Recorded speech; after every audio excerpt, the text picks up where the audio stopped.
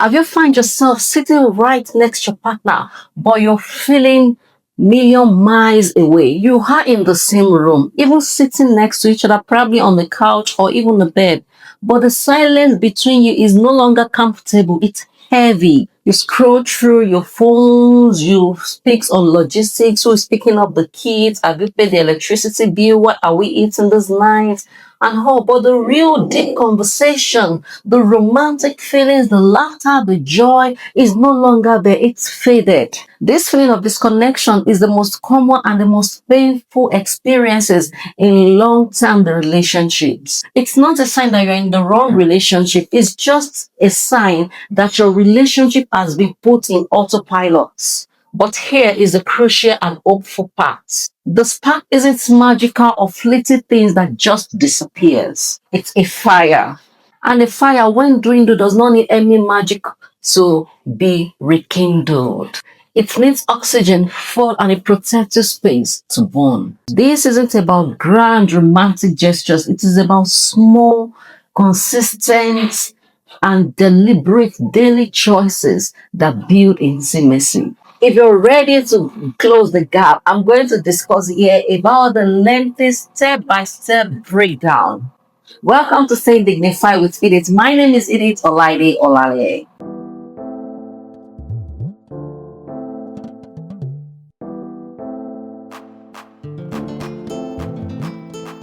Without further ado, let us go into the business of today. The first on my list is the diagnosis. Understand why you're disconnected. Before you can fix it, you have to understand it. It is a slow leak caused by few factors. The first one is the roommate syndrome.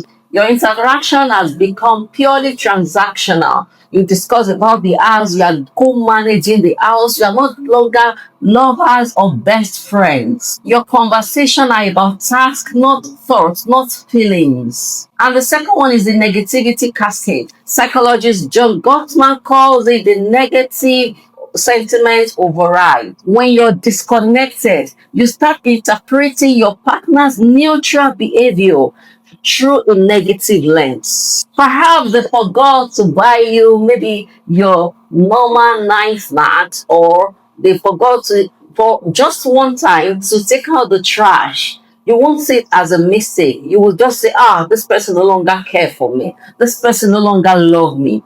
Am I right? Do you know what this do? It builds the wall of resentment brick by brick. The attention divorce. Your attention is the most valuable currency you have. Where is it going? To your work? To your phone? To endless to-do lists or what? When you stop giving your primary attention to your partner, you feel unimportant, you feel devalued. Then the last diagnosis is the vulnerability void. In the beginning, when you're newly together, you share your dreams, your fears, your insecurity, you share with your partner.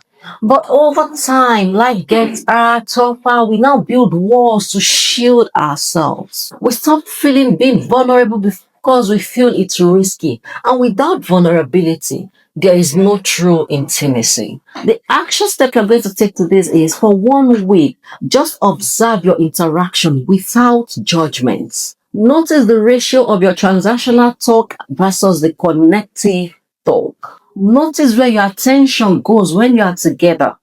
This is the first step. The second part is the rekindling, the practical framework. Rekindling the spark is a proactive process. It requires intention. You have to be intentional about it. Follow this framework, which you call the ARC framework: attune, re-engage, and cultivate. The A is for you to attune to your partner and to yourself. Attunement here is the practice of turning towards your partner with curiosity and empathy. You're trying to read their emotional world. Practice 5 minutes reconnect. At the end of the day, you and your partner should sit together, maintain eye contact, put away phones, and ask meaningful questions, not the common question of how was your day. You can try to ask these questions. What was the high and low of your day? Is there anything you're worried about this week? Tell me one thing that made you laugh today. The key to listening is to understand, not to respond or solve.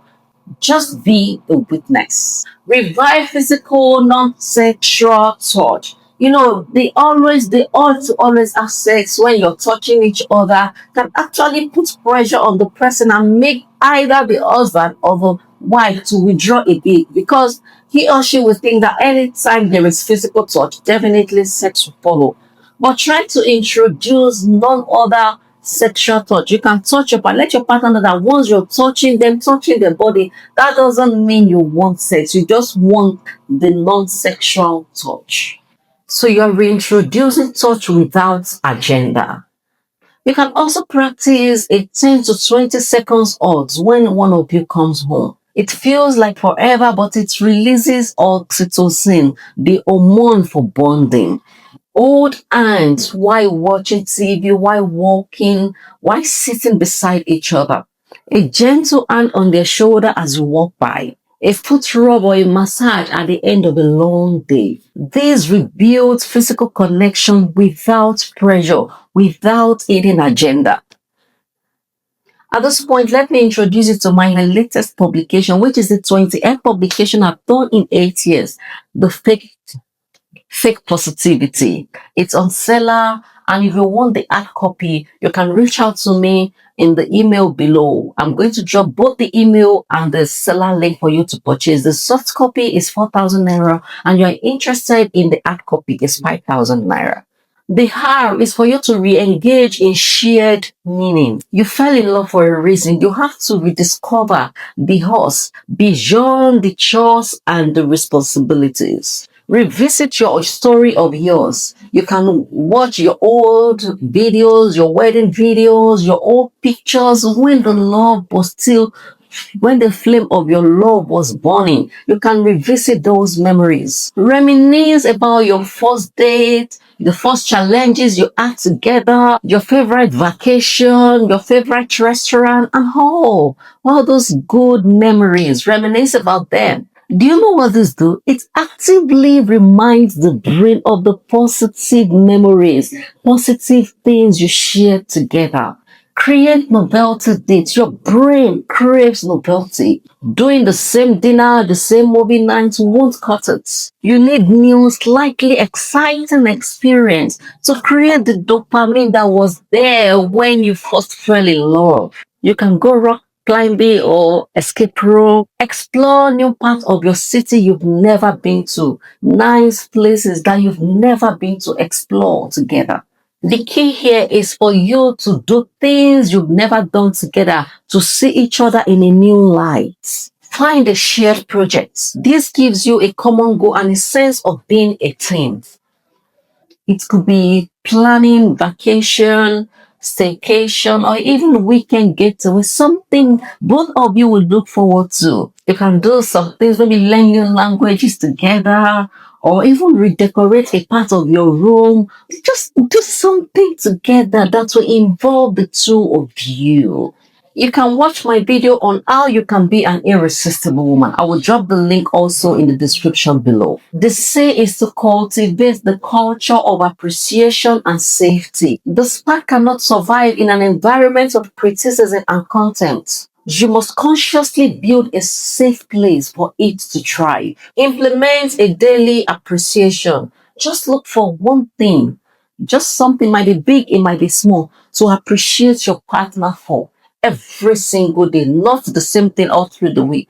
Just one thing to appreciate. Maybe the smile, the way your partner walks, your partner's dress. Just compliment something. Appreciate, genuine appreciation, not being forced. Thank you for heating up the water for me to have my bath. It's really started my day in a wonderful way.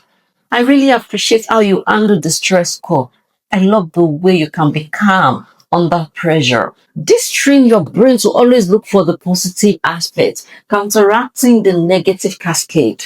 Master the soft startup for conflicts. How you bring up a complaint is everything. Even the Bible says a soft answer turns away anger. Instead of a criticism that starts with you always, why can't you start with this? I feel. Instead of saying you never help with dishes, you're lazy. You can try this. Wow, I feel overwhelmed seeing the pile of dish in the sink. Baby, why can't you just try to do it together? Let's tackle it together after dinner. This isn't about being weak, it's about being effective. It makes your partner the ally in solving the problem and not the problem itself. Protect your relationship from the four horsemen. Gottman research shows four communication partners that predict divorce: criticism, contempt, defensiveness, and stonewalling. Actively work on eliminating these. Why talking? If you feel any of these coming, just take a 20-minute break for you to calm down and come back for the conversation. I saw a thread recently that the couple intentionally made up their mind that anytime they feel argument, they eat in the argument. Either or both parties will walk away and come back when everything is calm, because this changes the way they address the issues. They will both see the problem together and tackle it, not seeing each other as the problem. You too, you can try that. So at this point, if you haven't subscribed to this channel, why? Try to do right now. Subscribe, like, comment, and share these, please. I'm not doing shakara. I really need you, please. The third part is a mindset shift. This is a marathon and not a sprint. Rekindling the spark is not a one-week project. It's a lifelong practice. Embrace the relationship garden metaphor. A relationship is like a garden. You can't just plant seed once and expect perpetual harvests. You have to constantly water it, uproot the weed of resentment, and fertilize it with appreciation and fun. Some seasons are lush, while some seasons are barren, but never stop the work. Take radical responsibility. Stop keeping score. The goal is not 50-50. Some days it might be 80-20, while some days might be 20-80, 70-30. But don't keep the score. Focus on what you can bring to the relationship, not what you are not getting from the relationship. Be the kind of partner you want. Don't fear the lose. It is perfectly normal and healthy to have periods of less intensity. The in-love feeling is actually temporary and euphoric states. Mature love is a chosen commitment that is deeper, more stable, and ultimately more rewarding. Don't mistake a calm, secure love for a dead one. So in conclusion, which is your next step? The feeling of disconnection is a signal, not a sentence. It's your relationship way of asking for your attention. You don't have to do everything on the list at once. Start small. Tonight, put your phone down and ask a meaningful question. This weekend, plan one novelty activity together. Offer one hug just because. The spark is not lost. It is simply waiting for you to turn to each other and gently blow on the embers. The fire you rebuild will be more resilient than the first time, because this time you built it with intention. The work begins now. Your relationship is worth it. And until next video, remember to stay dignified.